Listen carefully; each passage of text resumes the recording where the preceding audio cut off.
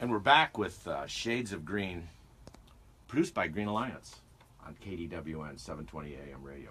And we have Deidre Radford, Stan Hannell, and Annette Bubeck in the studio today. And we're talking about solar energy, predominantly residential solar energy. Deidre works for Bombard Electric and works in their renewable energy department. And we've been talking about solar on homes and legislation and other things. So right now we're going to talk a little bit about how can we make it better? What if we had a magic wand and we could do whatever we wanted, how would we improve upon residential solar in Southern Nevada? Deidre?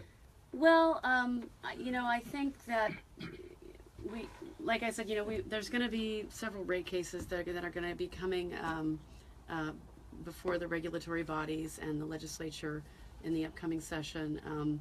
I think I have a positive feeling, just personally, I have a positive feeling about what's going to come out of that. I do want to stress again that in Southern Nevada, we have no cap on net metering in Southern Nevada.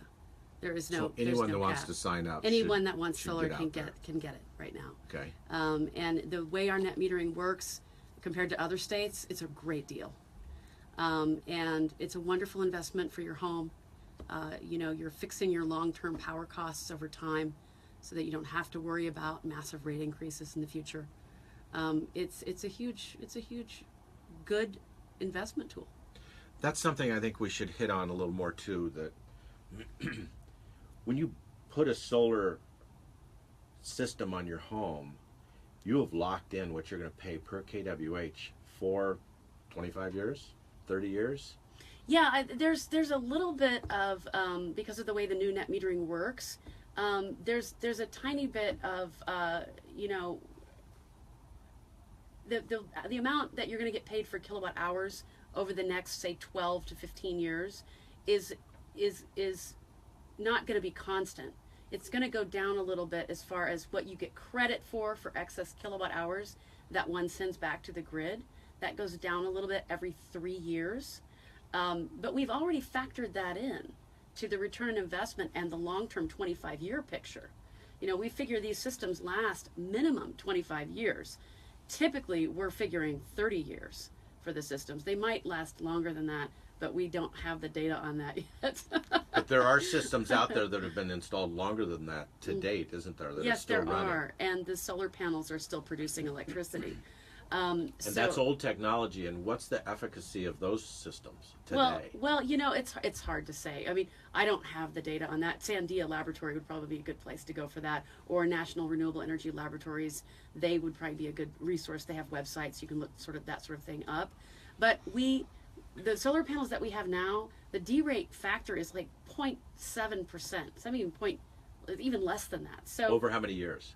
Over 25 years. In And sometimes 25 even years, 30 it'll only years. D-rate 7-8%. Right. I mean, we have solar panels that have 0.7%. 30-year warranties now. So let's turn that around. So in 20 years, these solar arrays should still be 98 point something efficient. Yeah. Or rated to where they are today. They're going to be still cranking.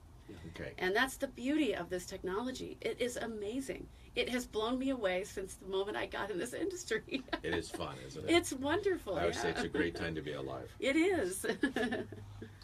Anything else you would like to talk about improving solar? Is there new technologies in mounting systems? How do you mount a solar array on your home and those kind of things? Well, the mounting systems that we have right now, we've had them for quite some time. And essentially what we do is we put, they're engineered for hurricane strength winds. So, if that was ever a concern for any of my customers, I can show them. Week. Yeah, exactly. Because we do have high winds in Las Vegas. We have what we call wind events here in Las Vegas, Yes. which are okay, but we've never had a module come off a roof. Ever. Never? Ever. Knock Ever. wood. So, so that's important. And what we do is we take a 5-inch lag bolt, and for each penetration that we make, and we drill it down into the truss of the roof. Mm-hmm. And while we're drilling it down in there, we're compacting a sealant into the penetration as well. And then we seal it again. Then we put more hardware on, and then we seal it again. So every single penetration has 3 seals on it. It's not going anywhere. So I'm not going to get rain seeping in my roof No. where you've installed the solar Absolutely mounting not. equipment. Absolutely not. No. Okay. Yeah. And then Now, it's really important to hit the penetrations. That's really important for installers to take their time and hit those studs. You've got to hit those beams in the roof. sure. If you just go through that plywood, that's not going to work. Not So at the installers really have to know what they're doing and be careful and take their time. Okay, thank you. And then how about on the electrical side, the equipment, inverters and those kind of things? I know there's been great improvements in microinverters, and instead of having one large inverter, which I'm assuming you have a single inverter on most residential systems. Right. Yeah, we do. There's a couple of different technologies that we use. SMA America has been a tried and true brand. They've been around for 30 years. They manufacture in Denver. We really like them because they've just been in the game a long time, and they've made some really good improvements in their technologies over the years. They have a 20-year warranty that covers both parts and service calls for 20 years, and they're a 35-year-old company. On It's the inverters? largest inverter company in the world. So we love SMA. We also like SolarEdge. SolarEdge gives you the per panel monitoring like you would get with microinverters, but without the power conversion taking place on top of the roof. So with a microinverter system, you've got a power conversion that's taking place on top of the roof. Right. And underneath those panels, it can get up to 180 degrees up there in the summertime. We've measured it. So we don't really. We've had some problems with microinverters, to be quite honest.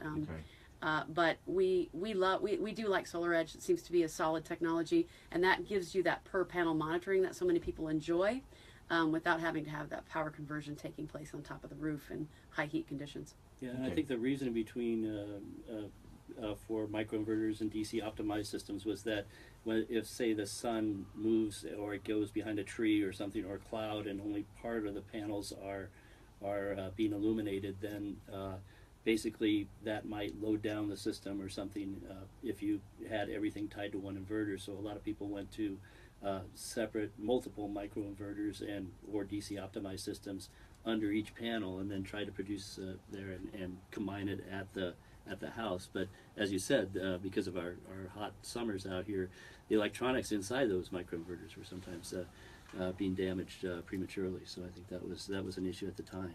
Yeah, we've seen a little bit of that for sure. But if you don't have any shading issues on your roof, you can go SMA America, you can go SolarEdge.